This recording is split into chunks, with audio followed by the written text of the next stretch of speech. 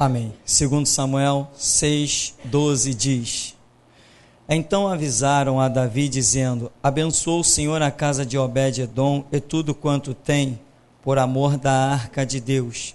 Foi, pois, Davi e trouxe a arca de Deus para cima da casa de Obed-edom, a cidade de Davi, com alegria.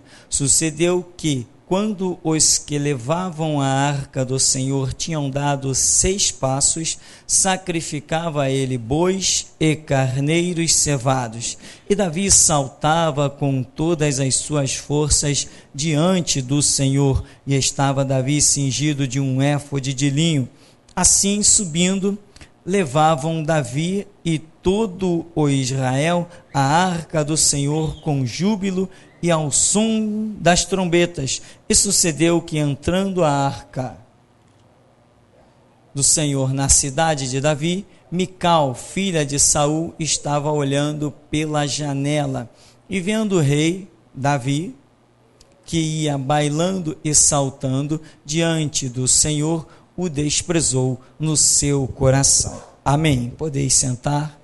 Nós vamos caminhar no nosso texto.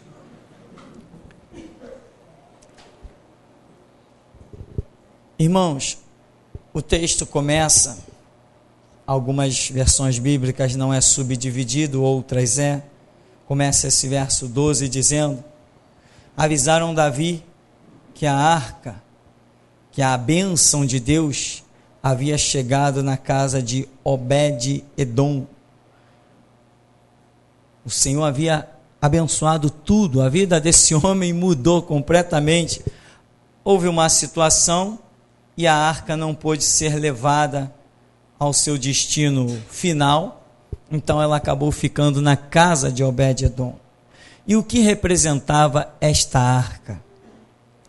Esta arca era símbolo da própria presença de Deus, não era isso?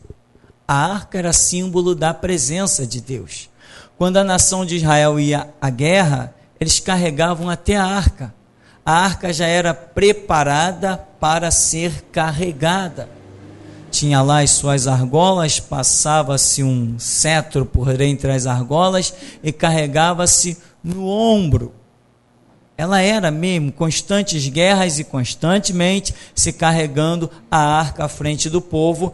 Quando Deus dava a direção de ir a uma peleja, assim levavam também a arca, porque sabia que aquilo representava a presença do Deus Todo-Poderoso. E a vitória era certa. Hoje nós não temos uma arca, ou nós talvez tenhamos.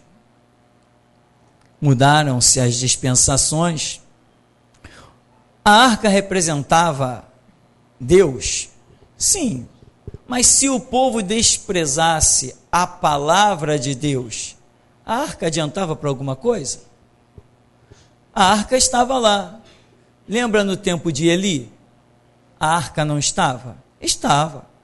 Mas o povo não estava desprezando a palavra, o próprio Eli não estava desprezando a palavra. Israel não foi para a guerra e não levou a arca no tempo de Eli.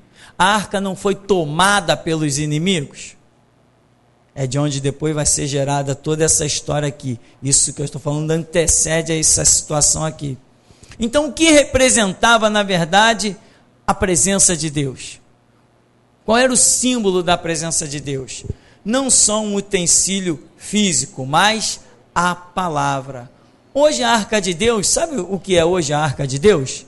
Somos nós. Nós somos a arca de Deus. O que é que tinha dentro da arca de Deus? Era a vara de Arão, o pote de maná e as tábuas dos testamentos. Ora, o que mais nós queremos? A vara de Arão representa o ministério sacerdotal. O pote de maná representa a provisão de Deus. Em que Jesus diz assim: vossos pais comeram maná no deserto, mas morreram. Eu sou o pão vivo que desceu do céu. E ainda as tábuas da lei, que representava o próprio Deus, porque Deus, nada mais para representar Deus, ou qualquer ser, do que a sua própria palavra. Então hoje a palavra de Deus está em nós? Se a palavra de Deus está em nós, nós somos hoje a arca de Deus. Então, aquilo que representava a palavra de Deus, também no caso aqui, a arca, né? Porque está lá as tábuas da lei dentro da arca, então Deus está, vamos dizer, naquilo, entre aspas, esse naquilo, mas Deus está naquilo. Então, o que acontece? Aonde Deus está, a bênção também está. A arca está na casa de Obed-Edom, daqui a pouco as pessoas olharam, esse camarada não tinha isso, esse camarada não tinha aquilo, quem sabe, a Bíblia não entra em detalhe, começou o que era a glória daqueles tempos, ter muitos filhos, sabe-se lá o que estava acontecendo, curas acontecendo na vida daquele homem, prosperidade, se ele fosse um comerciante, talvez estivesse prosperando muito, enfim, irmão, Deus está, a presença de Deus está na sua vida? Se está, meu irmão, a sua vida tem que ser de fé em fé e de glória em glória. Se alguma coisa não está caminhando na sua vida, e a paz de Deus não está, você pode estar em guerra, mas você tem a paz de Deus, amém? Mesmo em guerra. Paulo, por acaso, quando estava preso, não tinha paz? Pedro, quando estava a segundos da crucificação, ele não tinha paz? Tinha, tanto que disse, crucifica-me de cabeça para baixo, que eu não sou digno de morrer como meu Senhor. Só alguém muito cheio da glória, da graça e da paz, pode confeccionar uma frase eterna dessa. Então, se as coisas na sua vida não estiverem caminhando, e você não estiver vendo Deus, não é só vendo a prosperidade, não. Que o que mais tem nessa nação e no mundo são empresários, gente riquíssima que não tem Deus. Eu estou falando de ver Deus. Como todo mundo olhou e disse, olha, a casa de Obed-Edom está sendo ricamente abençoada, e é por causa da arca, ou seja, detectaram-se que a bênção que estava lá era devida a uma ação de Deus. Ou seja, a fonte das bênçãos são detectáveis. Tem muita gente por aí dizendo, eu fui consagrado por Deus. Eu digo assim, por Deus não. Detectei a fonte da tua bênção, pelo diabo. Amém? Deus me abriu uma porta que eu estou fazendo acontecer. Essa porta aí não. Eu consigo detectar essa porta aí de onde foi aberta. Foi o diabo que te abriu, não foi Deus não. Amém, meu irmão? A fonte das bênçãos é detectável. Não esqueça disso. Muita gente já bateu no peito. Eu prosperei. Eu não tinha carro zero, né? Agora eu tenho. Aí você olha assim, cadê Deus? Não, mas olha a minha casa, olha o meu carro, olha isso, aquilo outro, olha a minha caderneta de poupança, eu me tornei um milionário. Tá, mas cadê Deus? Não estou vendo Deus. Não, mas eu prosperei, tudo bem, tá, mas cadê Deus? Cadê Deus? Tem gente que tem mania de vincular tudo que é prosperidade natural a Deus. Não, você já ouviu falar num homem chamado Gugu Liberato? Augusto Liberato, riquíssimo, um homem que chegou a fazer um contrato agora de quantos milhões, nem lembro de tanto número que era aquilo. Na emissora anterior, o homem chegava a ganhar milhões por mês. Quer dizer, nem que ele queira jogar dinheiro para o alto, distribuir bens, ele não fica pobre mais, de tanto dinheiro que tem. Outros que mal entraram para a televisão aí, já estão faturando milhões por mês. Tem contas bancárias enormes. Tá, aí eu pergunto, mas cadê Deus? Onde está Deus? Agora, quando a bênção vem de Deus, a gente detecta também. Uma das características fundamentais quando alguém é abençoado por Deus, é que o orgulho desse cidadão também quebra e cai por terra. Quando a bênção de Deus vem, ela sempre traz humildade com ela. Bênção sem humildade? Eu não conheço. Eu não conheço nenhum Deus verdadeiro que abençoe, Deus eu só conheço um, que abençoe pessoas sem terem a lição da humildade. Eu não conheço. Se alguém está enriquecendo sem humildade, pode ver que a bênção dessa riqueza, a fonte dessa riqueza, não é o Deus da Bíblia. Amém? Porque Jesus Cristo falou, aprendei de mim que eu sou manso e humilde de coração, e encontrareis descanso para as vossas almas. Então, irmão, a fonte das bênçãos é detectável.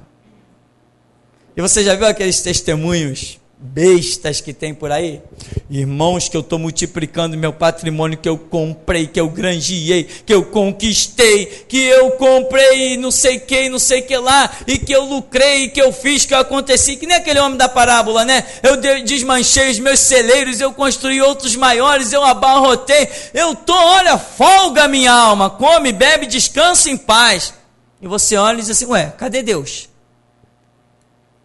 Aí você ouve ainda dizer assim, louco, esta noite te pedirão a tua alma. E o que tu preparou? Para quem será? As pessoas olharam para a casa de Obed-Edom e identificaram que a bênção era consequência de Deus e era consequência da arca. Diante daquela arca, imagino eu que Obed-Edom olhou para aquilo e disse, epa, essa é a arca do Senhor. Deus está na minha casa. Pelo conceito histórico de Israel, Obed-Edom diz assim, eu preciso emendar os meus caminhos, tomar cuidado. Como que isso? Como que essa glória de Israel veio parar? Como que isso aqui que foi feito lá com Moisés veio parar aqui dentro da minha casa? Eu vou reverenciar isso aqui. E aí daqui a pouco todo mundo olhou e lá estava Obed-Edom, um homem abençoadíssimo. Seguindo aqui diz, no verso 12, 13, e sucedeu que quando os que levavam a arca tinham dado 6 passos, sacrificava a ele bois, carneiros cevados. Davi saltava com todas as suas forças diante do Senhor, e estava Davi cingido de um éfode de linho. Assim subindo, levavam Davi e todo Israel à arca do Senhor com júbilo ao som das trombetas. Veja bem, meu irmão, o que eles reconheciam naquilo ali? Reconheciam um mover de Deus. Então está todo mundo empenhado. Israel parou. Não, o mover de Deus agora é isso aqui. O projeto de Deus é nós levarmos a arca de volta para o lugar onde ela tem que estar. Esse é o mover de Deus. Davi está lá saltando com todas as suas forças. Davi está alegre. Davi está reconhecendo uma obra que vai deixar o nome dele até na história. Se bem que da história o nome de Davi não sai nunca mais.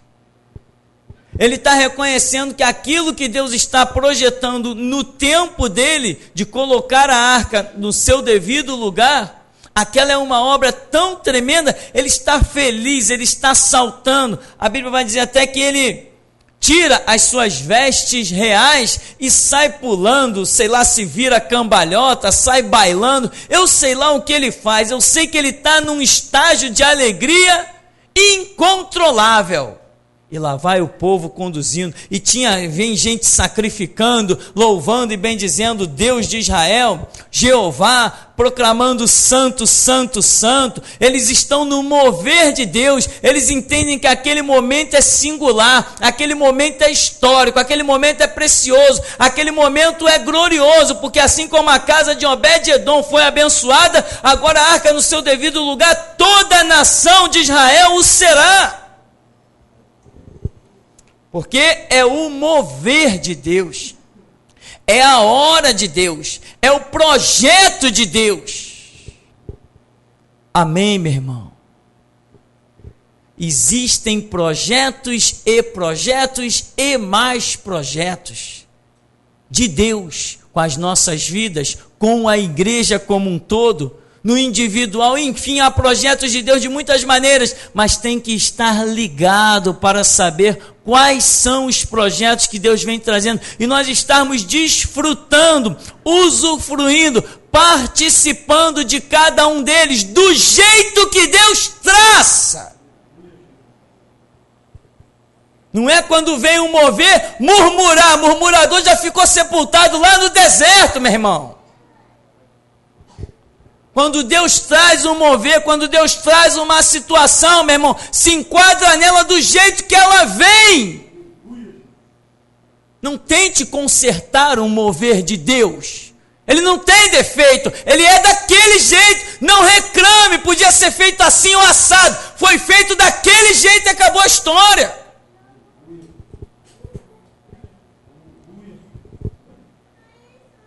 Como gente murmura à toa, se perde à toa.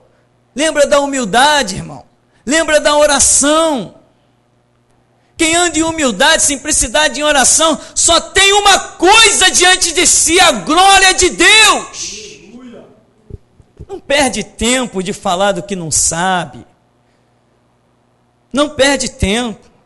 Enquanto a liderança da igreja estiver de pé, é aqui que Deus fala, irmão. O dia que Jesus disser para mim assim, tu caiu, tu está fora. O dia que Deus levantar gente para botar nessa porta para me acusar com unção e autoridade, aí eu vou reconhecer que estou fora. Mas por enquanto é por mim que Deus fala. Então, meu irmão, tenha humildade. Caminha, anda, segue com esse Deus maravilhoso. Esquece tudo, se enquadra no mover, não tenta mudar as características do mover. Eu tenho a minha personalidade, cada irmão dentro da igreja tem a sua própria personalidade, e Jesus pegou eu torto do jeito que sou, você torto do jeito que é, e colocou nós aqui para o lado torto de cada um se encaixar e tudo dá certo.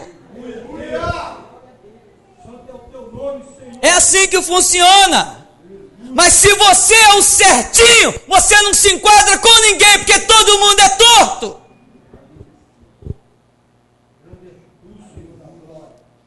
Está entendendo, meu irmão? Somos membros uns dos outros, diz o apóstolo Paulo.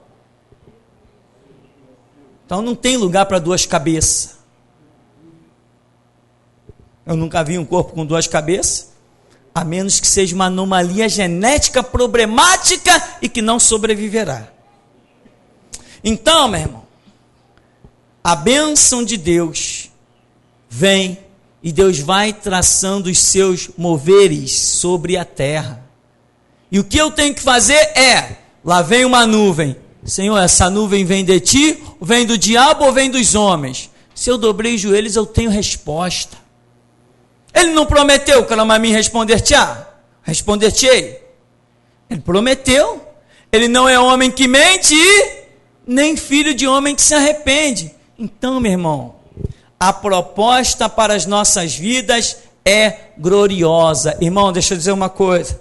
Nos últimos dias que passaram, e mais alguns pouquinhos aí pela frente, nós vamos estar parecendo que estamos assim, caminhando naturalmente. Mas o espiritual está sendo preparado. Ele virá a nós como a chuva seródia que rega a terra.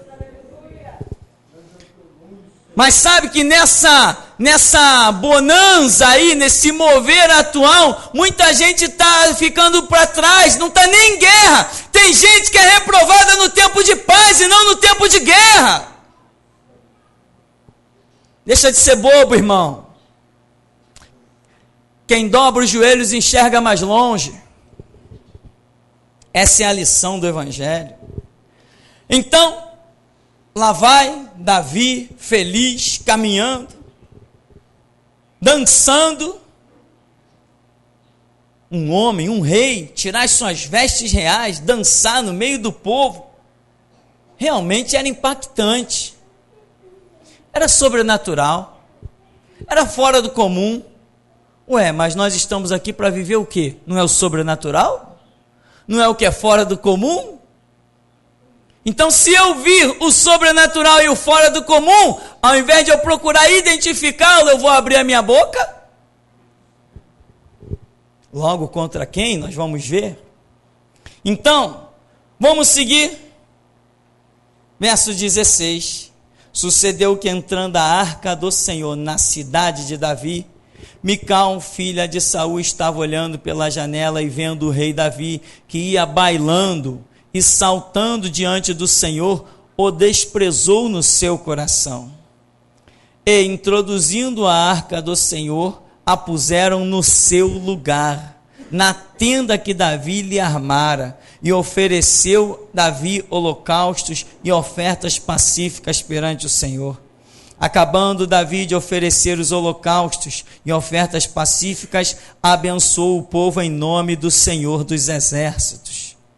E repartiu a todo o povo e a toda a multidão de Israel, desde os homens até as mulheres, a cada um bolo de pão e um bom pedaço de carne e um frasco de vinho. Então foi-se todo o povo, cada um para a sua casa. Que coisa maravilhosa! Que coisa tremenda!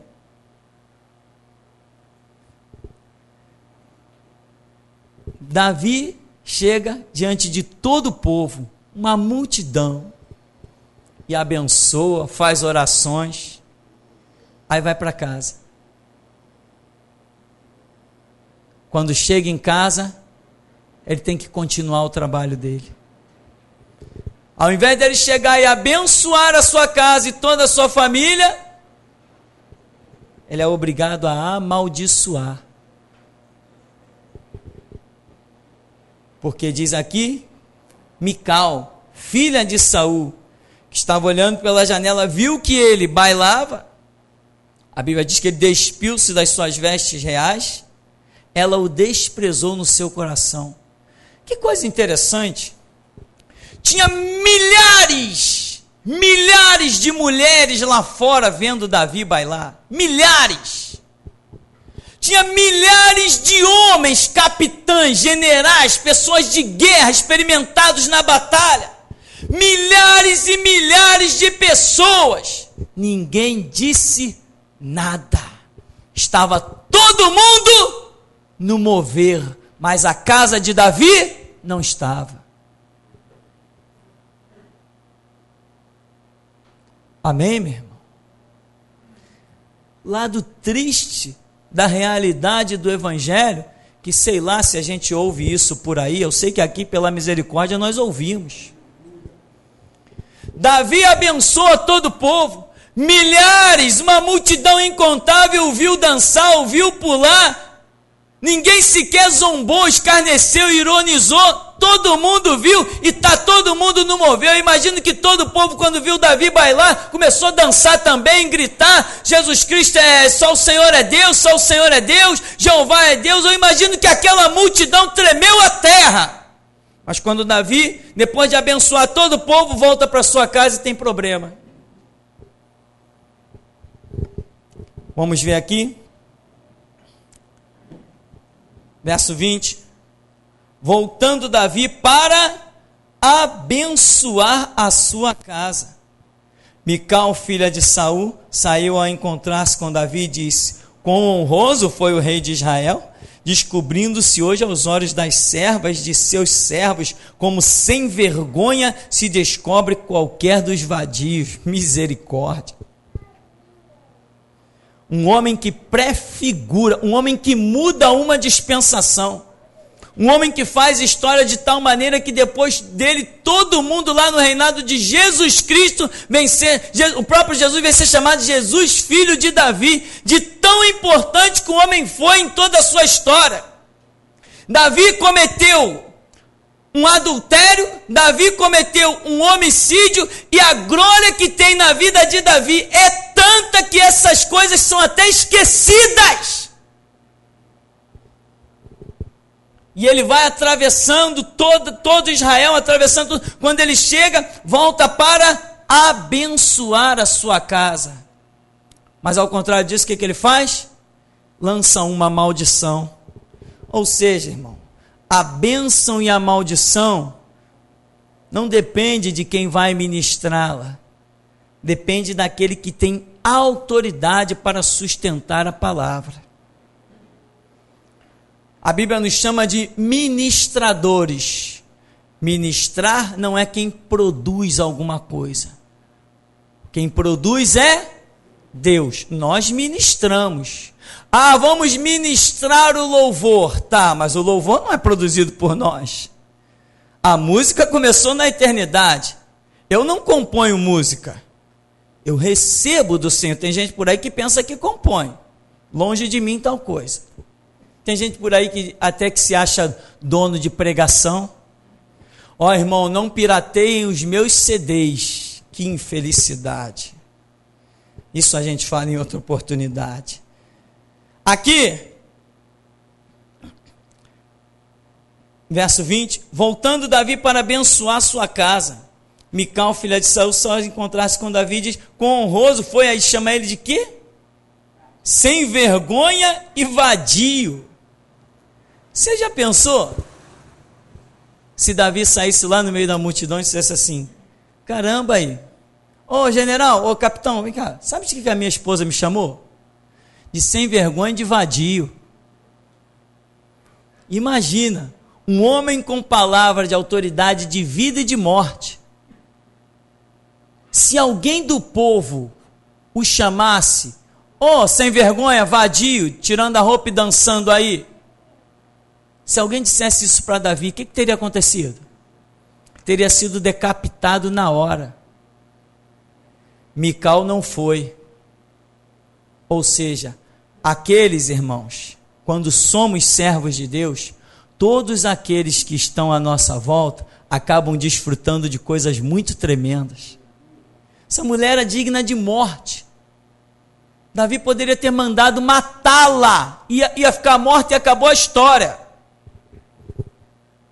Mas ao contrário, ele apenas diz assim, sou um vadio sem vergonha. Sabe as servas que você falou? Daquelas lá é que eu vou ser honrado, e não de você. A Escritura diz que Mical, filha de Saul, nunca teve filhos, o que na época representava uma vergonha muito grande. Então, disse porém Davi a Mical, verso 21, perante o Senhor que me escolheu a mim antes do que a teu pai, olha a ira de Davi como se acende, e a toda a sua casa, mandando-me que fosse chefe sobre o povo do Senhor, sobre Israel, perante o Senhor me tenho alegrado. Quer dizer, não sou vadio, eu não sou sem vergonha, eu me alegrei diante do Senhor. Entende, meu irmão? Nós seres humanos, precisamos ter cuidado na hora dos nossos julgamentos.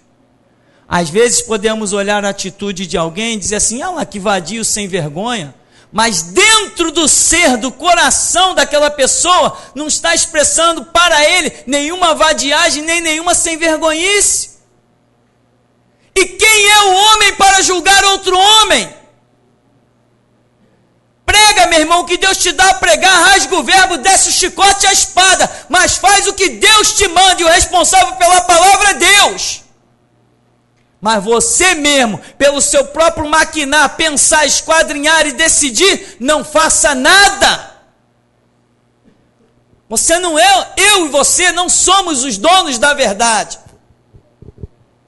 A verdade procede de Deus.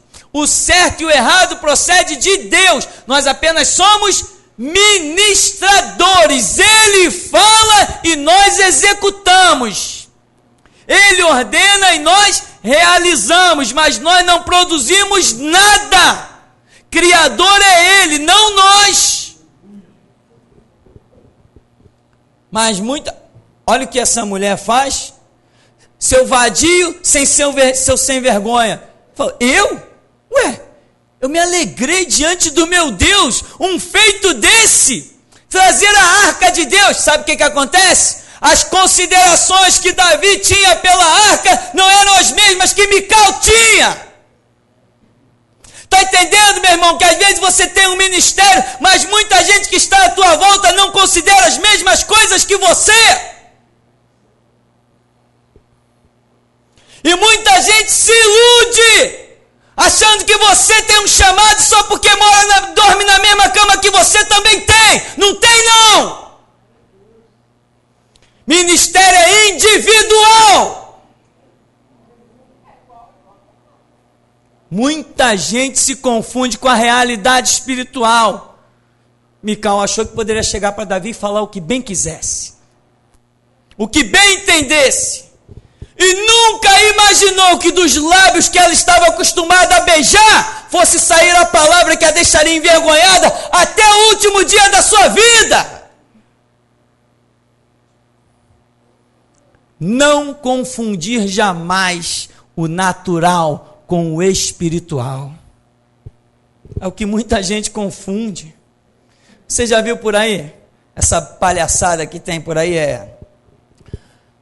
o fulano é o pastor. Então, a mulher dele é a pastora.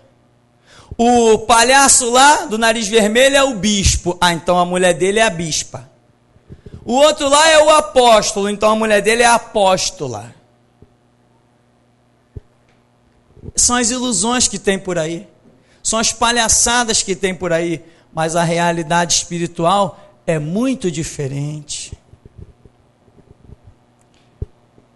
Então, no verso 21, Davi, que tinha ido para abençoar a sua casa, alegre, feliz, quando ele chega, imagina Davi chegando, quando ele abrir a boca numa oração para abençoar a própria casa, ele é atropelado por um trem, né?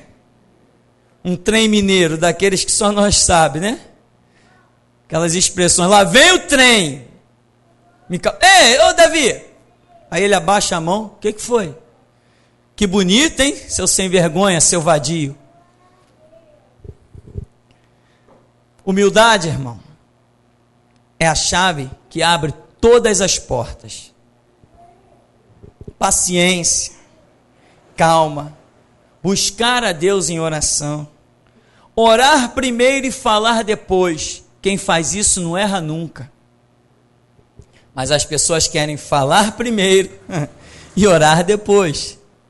Aí a chance de errar é muito grande. Muito grande.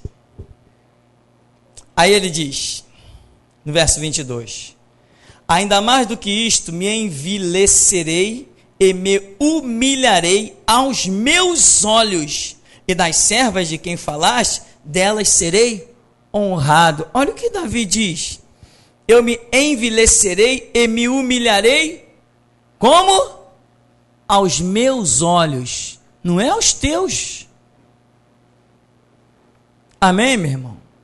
O servir a Deus, eu só posso servir a Deus aos meus olhos. Se eu tiver que ser reprovado, Deus vai me reprovar. Mas eu não vou servir a Deus aos teus olhos. Eu não estou nesse púlpito aqui para fazer o que um irmão A, B, C ou D acha que eu devo fazer. Eu vou fazer o que eu acho que devo fazer. É o que Davi está dizendo. Tu está me chamando de vadio, tu está me chamando de sem vergonha, mas eu me alegrei perante o meu Deus. E eu me gastarei e deixarei gastar e me humilharei aos meus olhos, dentro dos meus conceitos. Aquilo que eu fiz, tirar as minhas vestes reais e dançar diante da arca, foi para glorificar o meu Deus. Eu me passarei por isso quantas vezes for aos meus olhos, ou seja, ao meu entendimento, aos meus conceitos. Eu sirvo a Deus diante dos conceitos que eu tenho, não diante, para ele falando para a mulher dele, não diante dos que você tem. E eu serei honrado de todas essas servas aí de Israel, mas não de você. Mical, a filha de Saul, não teve filhos até o dia da sua morte. O que nós vemos? Os conceitos de servir a Deus que Davi coloca. Ou seja, o que ele está dizendo para a própria esposa dele? Você não entende a minha maneira de servir a Deus. E está criticando do que não sabe, que é a prova que você não sabe, tu não vai ter filho. É a prova. Davi teve filho com tantas mulheres, mas com essa aí não teve. Morreu sem ter filhos. Morreu debaixo de maldição. Comia, bebia, dormia, passeava no palácio, vivendo debaixo de maldição. Amém, meu irmão?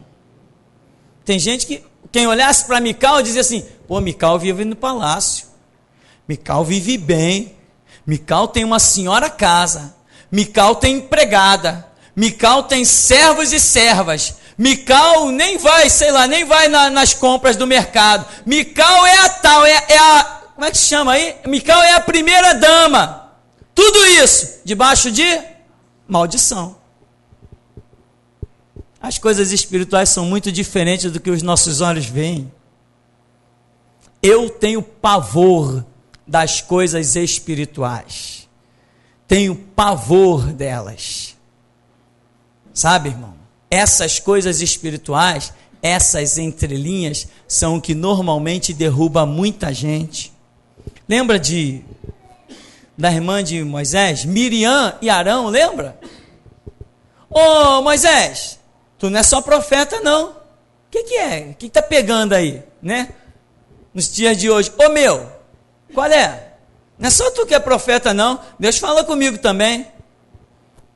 Deus falou, é verdade, eu falo sim, eu falo com vocês também, mas por que vocês não temeram falar contra o meu servo? Qual foi o resultado? Leprosa durante alguns dias fora do arraial. Então, meu irmão, veja aqui, Davi está dizendo, traduzindo, né? Me gastarei e deixarei gastar para servir a Deus diante dos meus olhos. Irmão, muita gente anda contigo, mora contigo, maridos e esposa, no caso, dorme contigo, filhos são criados às vezes debaixo do teu teto, ou pais estão dando guarida para filhos, mas a maneira como Deus chama, no caráter, no entendimento de cada um, isso aí é diferente. Existe uma regra bíblica, só que o que Davi fez não era bíblico, mas procedia do Senhor. E ele vem tipificar o próprio Cristo, que a Escritura diz que Jesus Cristo despiu-se da sua glória e habitou entre nós. Era a tipologia acontecida aqui com Davi. E Mical, uma judia, vem e zomba da tipologia. Qual é o resultado? Tu vai ficar estéril. Qual é o resultado da nação de Israel? Estéril. Jesus chegou na figueira e disse, não tem fruto não? Ah, não tem fruto não. Então nunca mais nasça fruto de ti. Não foi o que Jesus Cristo fez com a figueira? Não representava Israel? Não está perfeitamente tipificado aqui?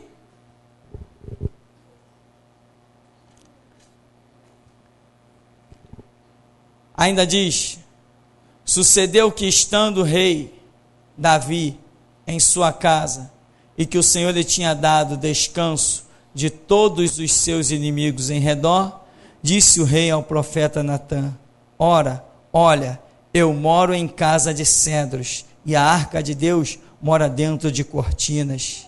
E disse Natã ao rei, vai e faze tudo quanto está no teu coração, porque o Senhor é contigo. Porém, sucedeu naquela mesma noite, que a palavra do Senhor veio a Natã dizendo, vai e dize a meu servo, a Davi, assim diz o Senhor, edificar-me-ias tu casa para minha habitação? Porque em casa nenhuma habitei desde o dia em que fiz subir os filhos de Israel do Egito até o dia de hoje, mas andei em tenda e em tabernáculo. Ou seja, Davi mais uma vez se manifesta em que sentido? A arca de Deus está habitando em cortinas. Eu tenho uma casa, um palácio tremendo, vou construir algo para a arca de Deus, vou construir algo maravilhoso. O profeta, inocente, no caso aí, porque não recebeu nenhuma direção de Deus, o profeta inocente assim, não Davi, do jeito como Deus é contigo, como teu coração está voltado para Deus, faz tudo o que tu quiser, porque Deus é contigo. Quando Davi pensa em começar a organizar as coisas, aí o profeta, o mesmo que diz e vai e faz, recebe a palavra e tem que chegar e vir e dizer assim, não faz. Que lição, hein, irmão? Que lição poderosa. Davi tinha algo no coração, como ele tinha dito para Mical. eu me gastarei e deixarei gastar para servir a Deus. Então ele propõe no seu coração edificar um templo para abrigar a arca de Deus. Mas Deus vem e diz assim, não faz isso, eu não quero que você faça isso. Uma lição poderosa, nem sempre nós podemos realizar os nossos sonhos, mesmo que eles sejam para glorificar ao Senhor. Isso é uma lição poderosa. Você tem algo a fazer para Deus, irmão? Tem? Então, ora, busca ao Senhor. Se você orar, buscar ao Senhor, Ele dirá se é para você fazer ou não. Se Ele disser para não fazer, não faça, porque há caminhos que ao homem parece até bom, mas o fim não é um bom caminho, são caminhos até de morte. Então aqui, só para concluirmos, o profeta diz, vai e faze tudo quanto está no teu coração. Davi se predispõe, se levanta, vai se organizar. Aí o profeta recebe a palavra e diz assim, ai Davi, foi mal. Eu disse para você fazer tudo que está no teu coração, mas o Senhor disse que não. Mas o que nós identificamos? Os propósitos de servir a Deus. Este homem está com o coração voltado para servir a Deus. Mas está todo mundo entendendo ele? Está todo mundo compreendendo ele? O histórico da família com essa Mical não é nunca bom. Essa mulher no comecinho ela começa a ajudar muito Davi, depois ela começa a se tornar um problema. E o que nós queremos encerrar dizendo? Não julgue, irmão. Não julgue. Apenas pregue o que Deus te dá a pregar. Não diga o que está certo ou o que está errado, salvo se o teu Deus te mandar anunciar o que é certo, o que é errado. Não queira nunca se destacar nas suas palavras, apenas caminhe em submissão ao Senhor. Não queira que ninguém te olhe como teólogo, como pregador, como que repreende, como que fala, como que pensa. Olha, nessa noite tem uma palavra penetrando nas mentes. Tem gente que anda falando demais, meu irmão. Deixa as coisas... Meu irmão, tenta entender, principalmente as mulheres. Tenta entender, meu irmão, o teu chamado, a tua posição. Tenta entender que você não foi chamado para julgar, nem dizer o que é certo e o que é errado. Ah, mas eu acho, não interessa o que a gente acha. Davi, homem de Deus, achou que deveria construir um lugar para a arca, e Deus disse para ele não fazer. Mical, mulher de Davi, achou que tinha direito de criticá-lo, e no entanto recebeu uma recompensa de viver todos os seus dias debaixo de maldição. Esta é a mensagem final, é o texto final que nós queremos deixar. Tomar cuidado, meu irmão. É uma palavra, é um chamado à humildade, é um chamado à mansidão, é um chamado à calma, é um chamado à paz, para que você não se perca, senão daqui a pouco você vai ver as coisas escorregarem pelos seus dedos, você vai ver outros prosperarem espiritualmente, e não tem jeito, nem que seja Mical, vai ficar para trás. Reino de Deus é chamado individual, nem que todo Israel marche para a peleja, mas a promessa é individual na vida de cada um. Não confundir as coisas, nunca, jamais. Tem muita gente por aí, como eu vi em muitas igrejas, maridos chamados para a obra e mulheres pensando que poderiam entrar de carona. Nessa obra não tem carona, cada um tem que caminhar com os próprios pés. Amém, meu irmão?